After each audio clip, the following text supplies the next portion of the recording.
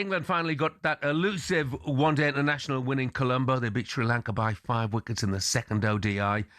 Sri Lanka bowled out for 219. England chasing it down comfortably, thanks in the main to a classy 75 from Joe Root. Joining us to look back on all of the action is former 2 times Ashes winner Steve Harmison. Morning, Harmy. Morning, Harmy. Good morning, Jeff. Good morning. I thought I'd hear from you this morning, Gab. What happened, mate? Look, best team won. Newcastle are run on empty. Best team won. I think enough said about that. Enough said about that, the better. Villa looking very, very good. Newcastle are looking very, very tired, and that's a bit of a concern with. You need number 10, don't you, Harmy? Games have got to come. Harmy, you're struggling for a number 10, aren't you? Creative player.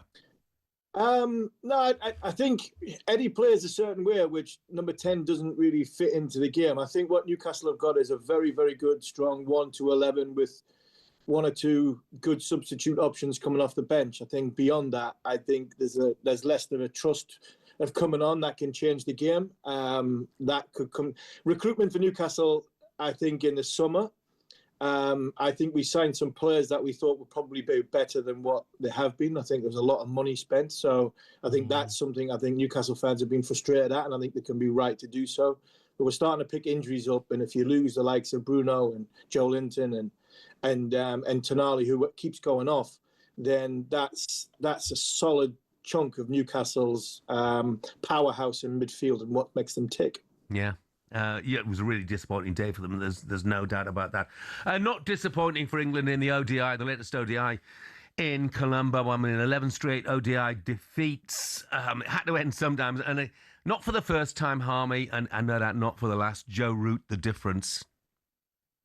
Jeff, he was brilliant. He was brilliant in the first game as well, along with Ben Duckett. And I think the disappointing thing, knowing Joe as we all do, I think he'd have been. You could see the frustration in the first game when he got out, that on that surface, somebody had to go on and win the game because it was going to be difficult to get in on. And that drove him forward in the second game to make sure that he turned that 60. Yes, it might be only 15 runs more, but we're chasing 50 runs less.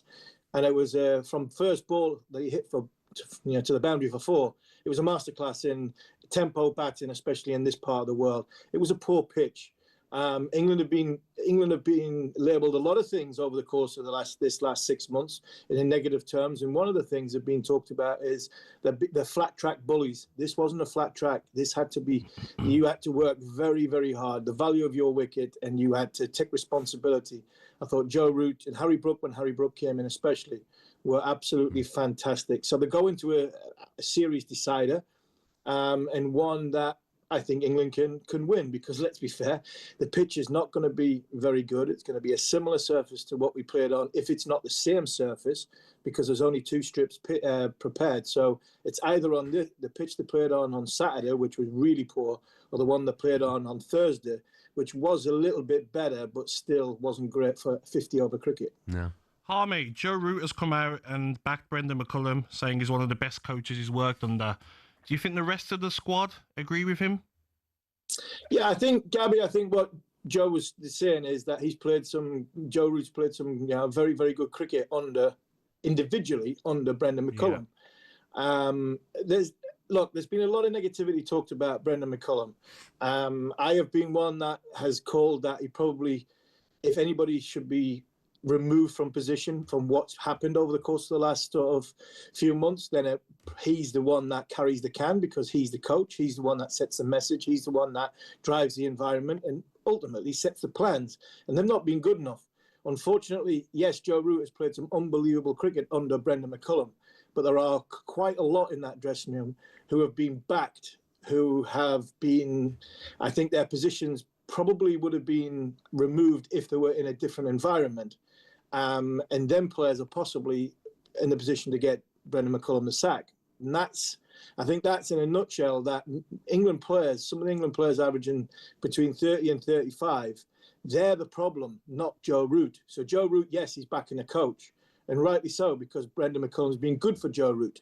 I just don't think, unfortunately, there's 1 or 2 he hasn't been good for, because he's constantly backed them, constantly picked them, and them ultimately haven't been good enough.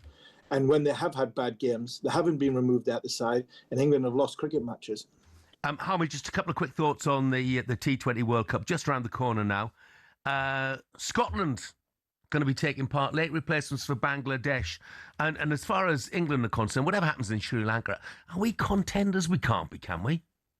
Yeah, I mean, I'll cover the Scotland one first. It's great that Scotland are in it. It's disappointing that the world and politics is getting involved, that Bangladesh is having to be removed.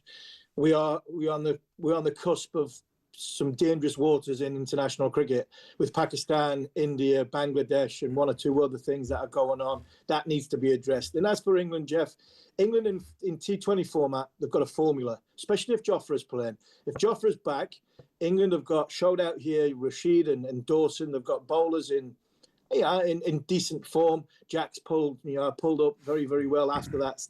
He was ill in the first game, played well in the second game.